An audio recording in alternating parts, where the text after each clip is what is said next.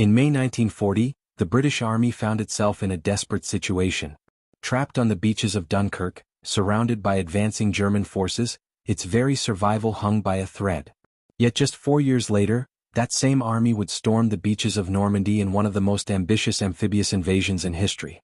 The journey from Dunkirk to D-Day was one of dramatic transformation, marked by recovery, reinvention, and relentless preparation for the liberation of Europe. The Dunkirk evacuation, disaster averted. During the German Blitzkrieg in May 1940, British and French forces were pushed back to the northern coast of France. The British Expeditionary Force (BEF), comprising over 300,000 troops, faced annihilation. From May 26 to June 4, 1940, under Operation Dynamo, a miraculous evacuation unfolded.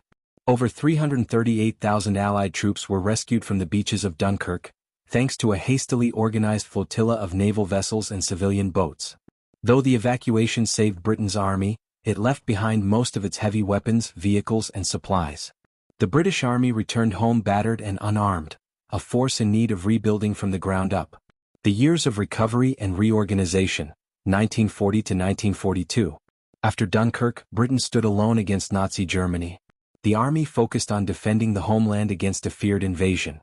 New divisions were raised, conscription was expanded, and massive rearmament began. During this time, the Home Guard was formed to bolster local defense. Defensive positions were constructed across Britain. The army modernized its training methods, weapons, and command structure. British forces were also dispatched to the Middle East and North Africa, where they would gain valuable experience fighting against Axis powers, particularly in Libya, Egypt, and Tunisia. North Africa, a new chapter. In 1941–42, the British Army began regaining its confidence through hard-fought battles in the North African desert. Operation Crusader and the defense of Tobruk tested the British infantry's endurance and tactical flexibility. Under General Bernard Montgomery, the British Eighth Army achieved a turning point with the Second Battle of El Alamein, October to November 1942, pushing German forces westward. The campaign gave the British Army valuable battlefield experience and proved that it could match and beat the Wehrmacht under the right leadership and conditions. Italy, testing the invasion playbook. Following success in North Africa, British forces participated in the Sicily, 1943, and Italian campaigns, engaging in rugged, mountainous warfare against determined German resistance. Key takeaways from the Italian front. The British learned to coordinate landings, armor, and air support. Troops gained experience in amphibious operations, preparing them for future cross-channel invasions. Logistics and supply chain methods were tested and refined.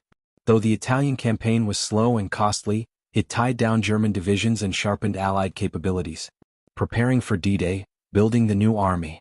By 1944, the British Army had undergone a massive transformation. It was better trained, better equipped, and more professional. Commanders like General Montgomery had built up confidence and discipline across all levels.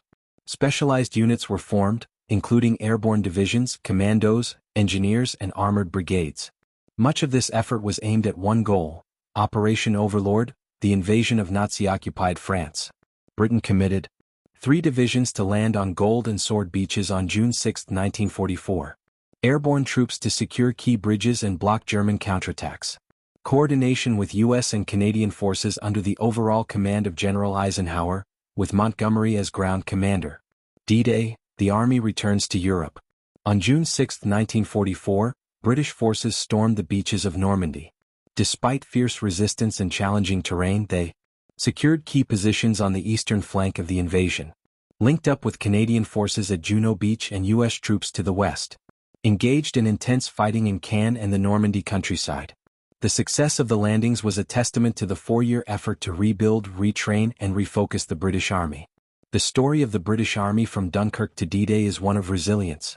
What began as a desperate retreat in 1940 evolved into a well-planned return in 1944. Through experience gained in Africa and Italy, better leadership, and unrelenting preparation, the British Army helped turn the tide of war and pave the way for the liberation of Europe. In the end, Dunkirk was not the end, it was the beginning of the fight back.